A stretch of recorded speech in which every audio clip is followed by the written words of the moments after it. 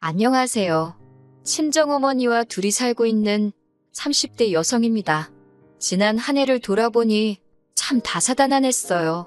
특히나 남편과 헤어져서 그런지 지난 1년이 저에게는 유난히 길었던 것 같네요. 남편과는 지인의 소개로 만났는데 당시 남편이나 저나 나이가 30 중반으로 어린 나이는 아니었어요. 그렇다 보니 시작부터 결혼을 전제로 진지하게 사귀었고 1년 만에 부부의 영까지 맺게 되었습니다. 경제적으로 여유가 있었던 시댁에 반해 제 친정은 그렇게 넉넉한 상황은 아니었어요. 처음부터 그랬던 건 아닌데 여기에는 사연이 있습니다. 몇 년 전 친정아버지께서 암을 진단받으셨는데 당시 의사 말로는 치료만 잘 받으면 살 수 있다더라고요. 그래서 돈 생각하지 않고 있는 재산 다 끌어다 아버지 병원비로 썼습니다. 하지만 애석하게도 아버지는 폐암 수술 이후 합병증으로 허망하게 세상을 떠나셨어요. 아버지가 돌아가시고 나서야 아버지가 개인적으로 지셨던 채무뿐만 아니라 여러 가지로 금전적인 측면에서 생각지 못한 문제들이 발견되었습니다. 결국 빚과 재산 대부분을 포기해야 했고 그나마 어머니 명의로 있던 집은 지킬 수 있었네요. 이후로 어머니는 식당에서 일을 하며 본인의 생활비를 벌어 쓰셨고 저는 저대로 회사 생활을 하며 생활을 이어갔습니다. 저희 모녀 남들한테 손 벌리지 않고 사는 게 어디냐며 감사한 마음으로 살았지요. 그렇게 10년 가까이 살다가 제가 시집을 간다 하니 친정어머니께서 얼마나 좋아하셨는지 몰라요. 친정어머니께서는 3천만 원이란 큰돈을 내주셨고 저는 염치불구하고 그 돈을 받았습니다. 변명 같지만 당시 제가 모아둔 돈이 5천 정도 있었는데 2억을 가져온다는 남편에 비하면 턱없이 부족하다 싶어서 그 3천을 받을 수밖에 없었어요. 하지만 청첩장까지 나오고 한창 집을 알아보던 시기였어요. 하루는 어머님이 집으로 저를 부르셔서 혼수나 예단으로 할 이야기가 있으신가 보다 하고 찾아갔는데 절 앉혀두고 말씀하기를 시아버지가 하시는 사업에 무슨 문제가 생겼답니다. 그래서 당장 해주기로 했던 2억은 못 해줄 것 같다고요. 황당했지만 제가 맡겨둔 돈도 아니니 무조건 내놓으라 할 수도 없는 노릇이었지요. 제가 그럼 어떻게 할까요? 결혼식을 미룰까요? 라고 물었더니 대뜸 저더러 돈 보고 시집 오는 거냐며 화를 내시대요. 당황한 제가 그런 게 아니라 그러면 집은 어떻게 구하나 싶어서 그런다 하니까 당신이 일단 3천을 해줄 테니 제가 가져오는 돈 8천을 보태서 어디 전세나 월세라도 알아보랍니다. 남편도 저한테 계속 미안하다며 그때는 정말 파혼이라도 하면 제가 돈 보고 시집 가려던 여자밖에 안 되게 생겼더라고요. 그리고 무엇보다 집에 대한 걱정이 된 거지 남편 자체가 싫었던 건 아니었으니까요. 결국 계획대로 식은 올렸고 제가 가져가는 돈 8천으로 작은 전세를 구했습니다. 남편이 가져온 돈 3천으로 결혼식이랑 그런 데로 가정가구 구색은 마쳤고요. 그러다 남편이 저 몰래 시부모님께 돈을 보내고 있다는 사실을 알게 된 건 결혼한 지 8개월이 지나서였어요. 말이 나와서 말이지만 결혼 초에는 무슨 바람이 불어 그랬는지 남편이 먼저 저더러 경제권을 가지라대요. 하지만 한 두세 달도 안 돼서는 갑자기 그동안 얼마나 모았냐고 묻더라고요. 그래서 제가 가계부 내역을 보여줬더니 밑도 끝도 없이 자기 계산이랑 안 맞는다며 제가 돈을 너무 헤프게 쓰는 것 같다면서 앞으로 돈 관리는 각자 하자입니다. 치사하고 억울하고 이깟 경제권이 뭐라고 괜히 가지고 있다가 더러운 꼴이나 보겠다 싶어서 그러자 했어요. 이후로 그렇게 저희는 각자 따로 돈 관리를 하게 되었습니다. 심지어 보험료랑 통신비도 각자 내자길래 그러라 했어요. 결국 같이 공동으로 부담하는 건 생활비랑 공과금 그리고 세금 정도였는데 이것도 제때 안 주려고 하더라고요. 결국 남편이랑 돈 문제로 대판 싸우게 되었습니다. 돈 벌어서 다 어디다 쓰고 다니길래 생활비도 안 주느냐고 제가 따지고 들었지요.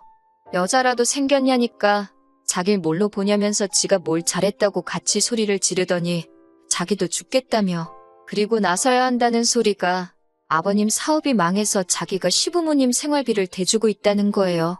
당시 남편 한 달 수입이 제가 알기로 300 남짓이었는데 200 이상씩 보내고 있었다니까요.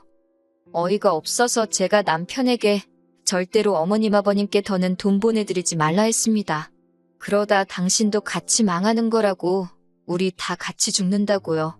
그러자 남편도 알겠다 하대요.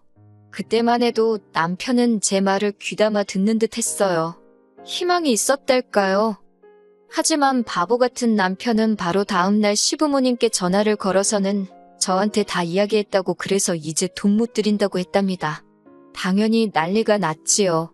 어머님께서 저한테 연락을 해오셔가지고는 네가 뭔데 내 아들한테 돈을 줘라 마라 소리를 하느냐고, 그러면서 하시는 말씀이 있는 집 며느리 보면 목에 힘주고 다닐까, 그 꼴 보기 싫어. 없는 집 며느리 고분고분할 줄 알고 반대 안 하고 받아줬더니 어디 감히 당신 아들을 조종하려 드느냐고 막말을 퍼부으시대요. 어머님의 막말보다 더 힘들고 속상했던 건 그런 상황에서 남편이 한다는 소리가 그러면 반만 드리면 안 되겠냐입니다. 자기가 벌어오는 돈에서 반은 우리 쓰고 반은 시부모님 드리자는데 그럼 어느 세월에 돈 모아서 애 낳고 집 사냐니까. 그럼 뭐 자기 부모님은 모른 채 하고 사냐고 오히려 지가 목에 핏대를 세우대요. 한심하고 허탈하고. 결국 남편이 저에게 매달 꼬박꼬박 200만 원씩 주면 나머지는 죽을 끓여 먹든 밥을 끓여 먹든 간섭하지 않기로 했어요.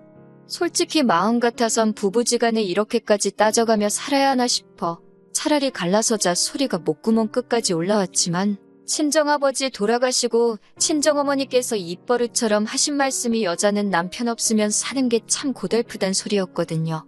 그 소리를 귀에 딱지가 앉을 만큼 들어서 그런 건지 그때만 해도 용기가 안 나대요.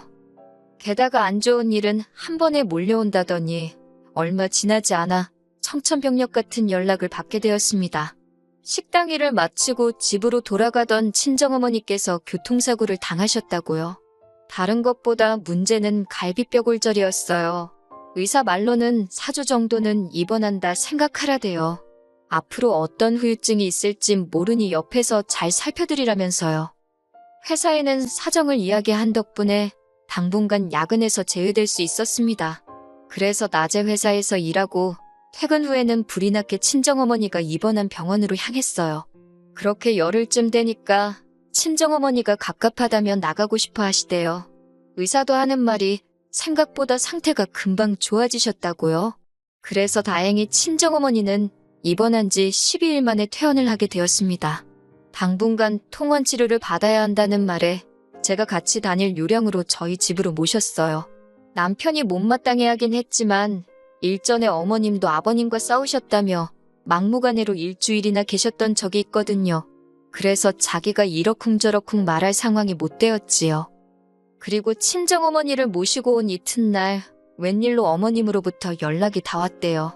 지난번 돈 가지고 한바탕 큰 소리가 오간 이후로 어머님께서 먼저 연락을 주신 건 처음이었지요. 솔직히 저는 늦게나마 저희 어머니는 어떠신지 물어보려고 연락하신 줄 알았습니다. 하지만 이게 웬걸 대뜸 하시는 소리가 다음 주엔 네 시애비 생일인 거 아냐입니다. 제가 알고 있다고. 그래서 그렇지 않아도 그날은 모시고 외식이라도 할 생각이었다고 말씀드렸어요. 그러자 어머님이 저더러 외식이 웬 말이냐며 시집 오자마자 처음 만난 시애비 생일인데 당연히 네가 생일상을 직접 차려야 되는 거 아니냐고. 그런 것도 안 배우고 뭐 했냐대요.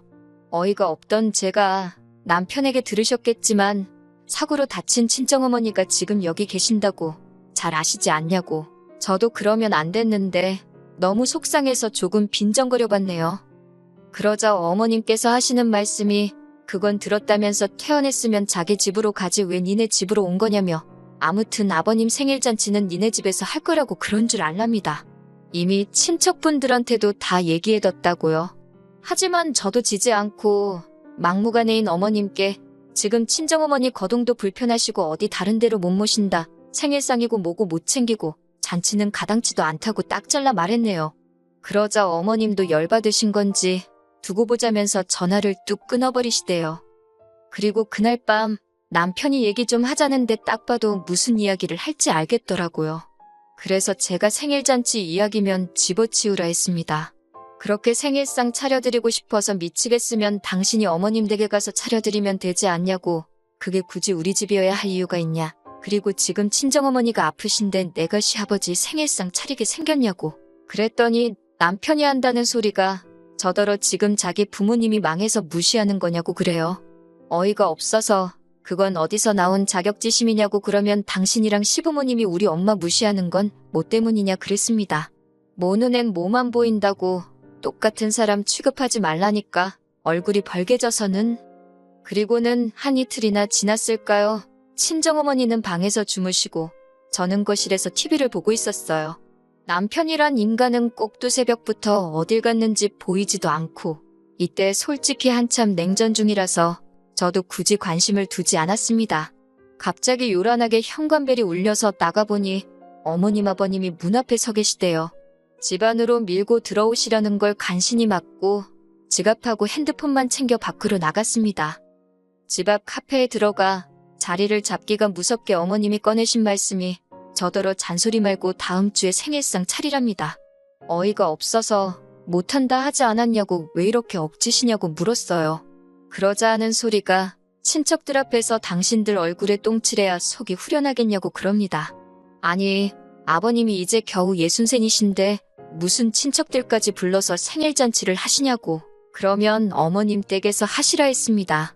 제가 남편 편으로 미역국이랑 갈비 정도는 해서 보내보겠다고요. 그랬더니 그건 싫답니다.